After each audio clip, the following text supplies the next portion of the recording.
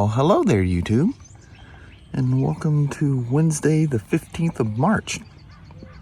I woke up to 33 degrees, and it's a shocking 37 now, and it's supposed to be 51. That's way up here in the Northland in Toledo, so it'll be warmer than that in Vancouver. And I ain't gonna wear a coat. I'm just wearing a BRP kind of a inner layer thing. I think it says Can-Am on it. That's kind of cool. All right, let's go to work. Well, Mama, that was a beautiful sunny drive to work until we got here. And it's very cloudy here. Let's go back towards Yeah, that's weird. It's actually been nicer at home than here lately. Yeah, which is very odd. Yeah, because it's always the other way around. Mm-hmm. But not complaining. No. Well, Mama, Yes, we made it to hump day. How about that? we did. And it's gonna be a good day. It is. At least I'm optimistic that it's gonna be anyway. Oh, yeah. It's not raining at the moment, so it's all good. If nothing else, have blind hope. There's some of those boats. Wait a minute. Yeah, that's cool. Mhm. Man, I think them things sell like heck because they're non-stop coming in. Yeah, they're so cool. Oh, Yeah. I wish I had one. They're Yeah. really nice. You're nice. Mm-hmm. All right, Mama, let's bust out a hump day. All right, sounds like a plan. Alrighty. So I'll see you as the day goes on. All right. All right. Love you. See you. Bye. I love you, babe. Bye-bye now. Bye. There we are. It's just going to be you and me and the spider that you see. This is another SeatoSky. 5,012 8mm bolts you take out of this thing. They're everywhere. And some of the worst things, these are nice and fresh. You don't have to worry about it. But when they get moved around, they can hit those heads of those bolts and they get twisted. Well, try to use a gun on something that goes wow, wow, wow. But yeah, these are nice and fresh. And sometimes which they haven't been doing in a while, but at the factory they would just send these things and they would get deep and sunken in the wood, and it was hard to get a hold of them. And unless you got an axe with you to break the crate apart, if you can't get them bolts out, you got a problem. That's not that bad.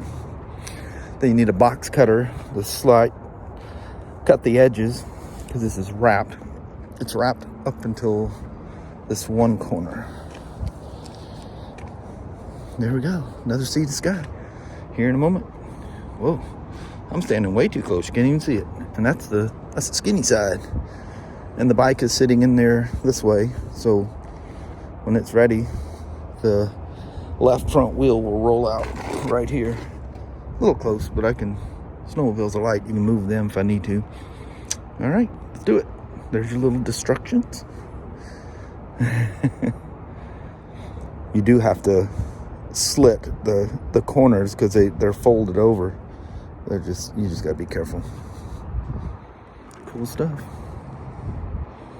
That's what she does. She all falls apart. It's pretty cool. The instructions right on there. I think it's been there for a while. But anyway, let's go. Found one. That's what I'm talking about. Because they'll stack the crates close to each other. Let me tell you how fun that is to get out. Oh, I'm gonna put that in the save bucket. Oh, there it is, down in my pocket. These things work great, like on the farm and stuff. Fantastic. Got a cloud floating over us. I think it's starting to rain a little bit. Oh, I gotta get that styrofoam thing out of there too. But need to go find an assistant. Going by the instructions, you line the boards up. Everything's undone. Shocks attached. Airbags aired up.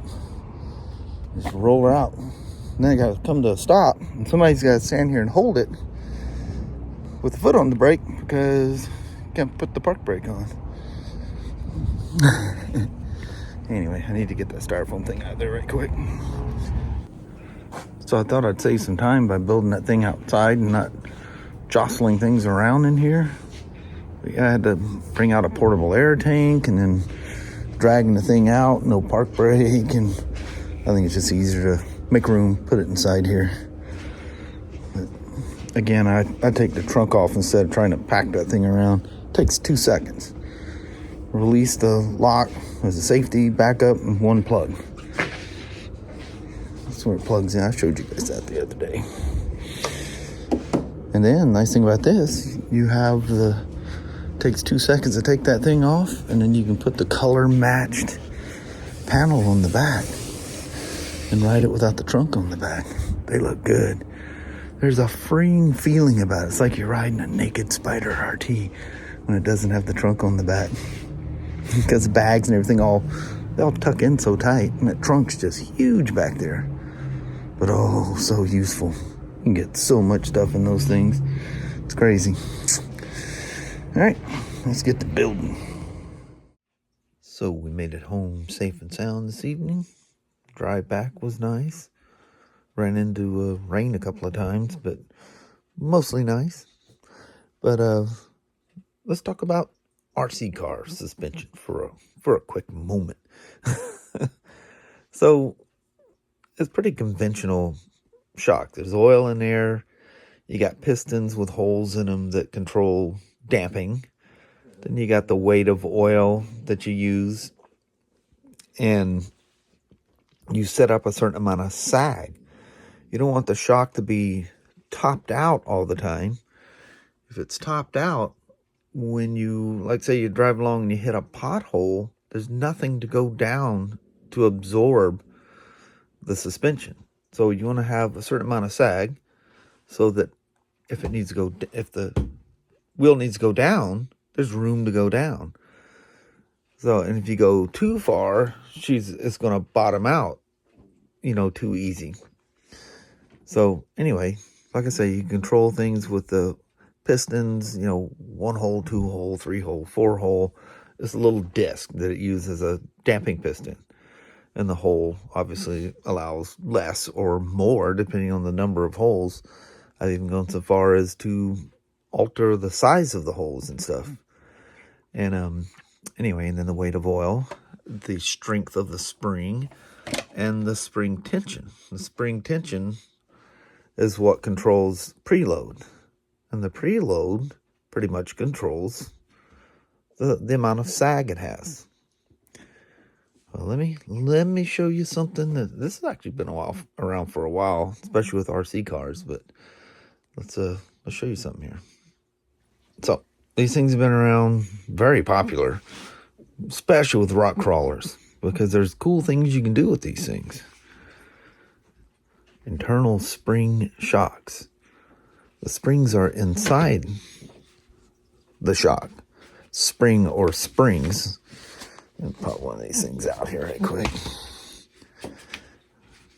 Maybe.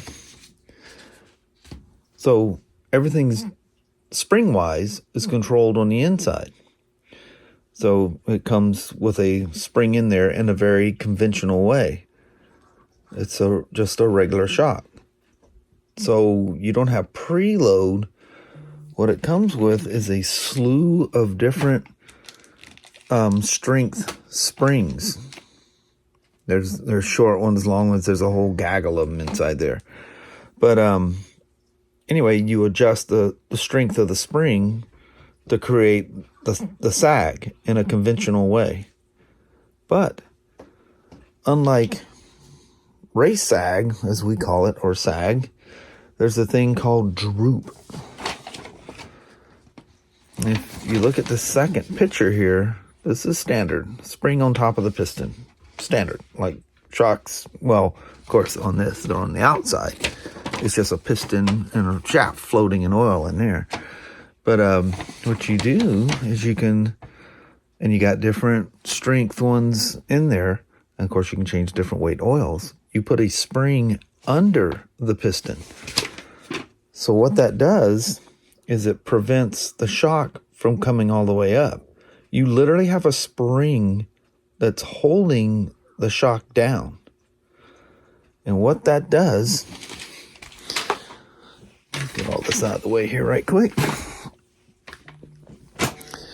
You know how on the little ramp, and this is what got me thinking about this, going up and down our ramp, out there on my little tiny Make 2 thing, the body rolls when it's going down that ramp because all the weight is swaying to one side.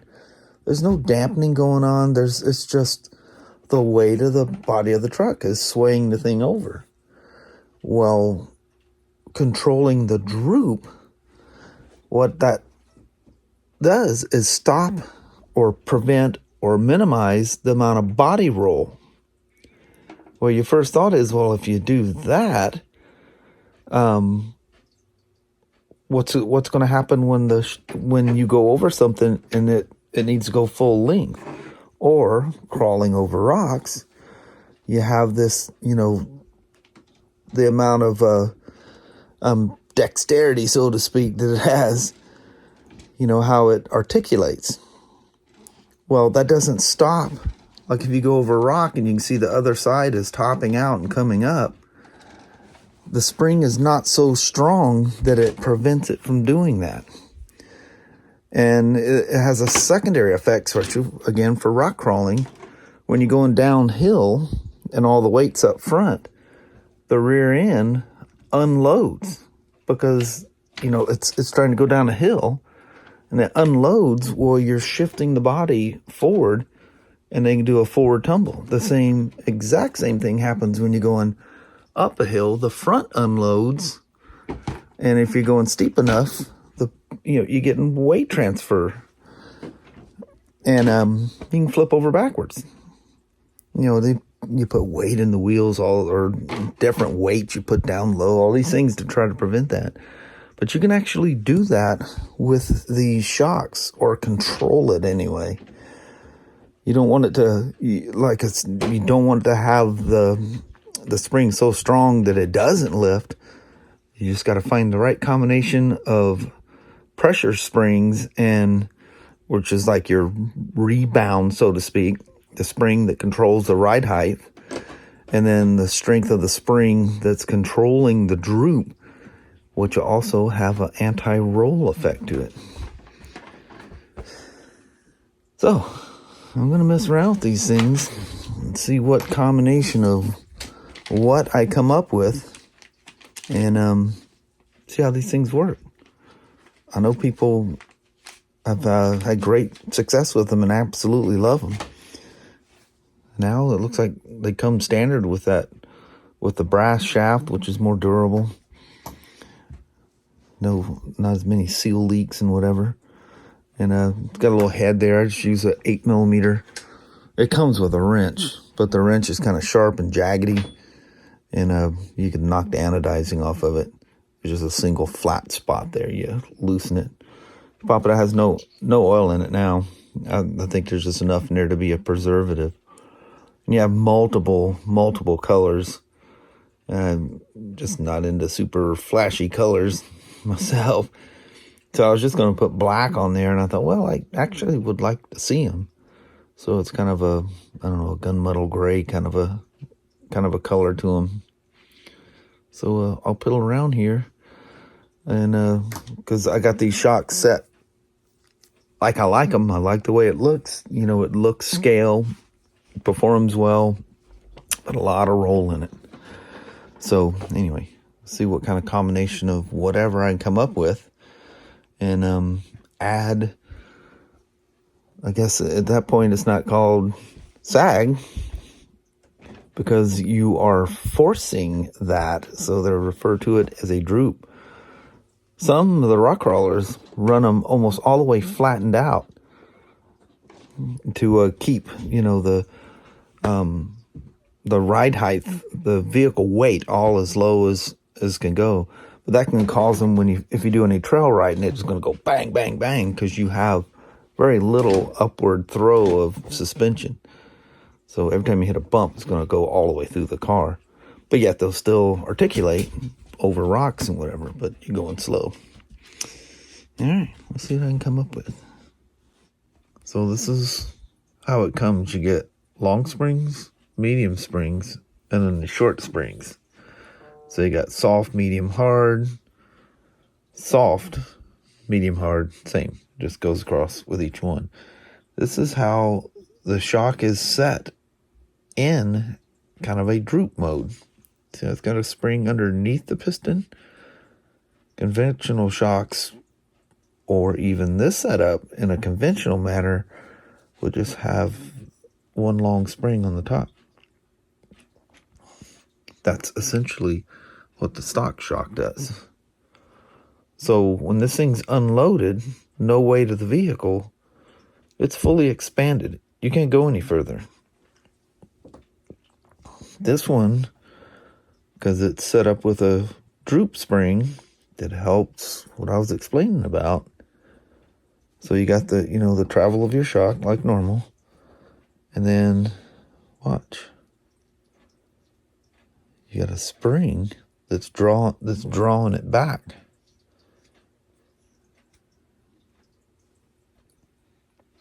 Kind of a neat idea, huh? This is probably one of the most famous brands for these internal spring RC car trucks. So I just need to come up with a combination that'll work for the old K10 here and go from there. So updates will be coming soon. Well, hello there, YouTube. Wow. Another nice day today. It was, for a change, it was nicer there than it turns out here. Yeah. We even drove through some rain on the way home. I know, crazy. And there's some clouds floating around that looks like they could cause some problems. This looked like Vancouver this morning. Yeah. And Vancouver now looks like we did this morning. Yeah, it ended up very nice. Out there putting that SeatoSky together. Well, getting it out of the crayons, putting it together inside, but still, that was nice. I actually got hot there for a little bit. Yeah. Just running around, yeah. And then, she's dead, so we got to push it in. So with the help of a fellow employee, we got her in the shop and going from there. Very nice. Yeah, it was nice. And I noticed that upstairs, you just see that sense of things picking up. You couldn't hardly walk back there in that .com area. There were so many bikes just packed. You know where I showed you that RS 750 or 650 Kawasaki? There's barely walking room back there. And now we walk in like, wow, I see sales guys taking motorcycles up instead of us packing them in there. It's a sign of things to come. Next thing you know, we'll be crying. It's hot. It's super busy. Yeah. Oh, I know. We are just never happy. Nope. Human reaction, or human nature, or whatever. Human condition. We do like to complain. Yeah. That's all right, though. Gets it up your chest. Yeah. It does that. Crazy woman. All right. I think on that, we're just going to slip on out. All right. Well, thank you guys so much for watching. We really do appreciate it. We will talk to you tomorrow. Same smoke time, same smoke channel. Don't forget to give it a thumbs up. And you guys have a wonderful Thursday or Friday. Heck yeah. All right. We'll see you tomorrow. See you in the morning. Tomorrow's Thursday, isn't it? Yep, Yeah. 2 more. Yeah. 2. Weekends are coming. Yep. All right. We'll see you then. Thanks for watching now. Bye-bye.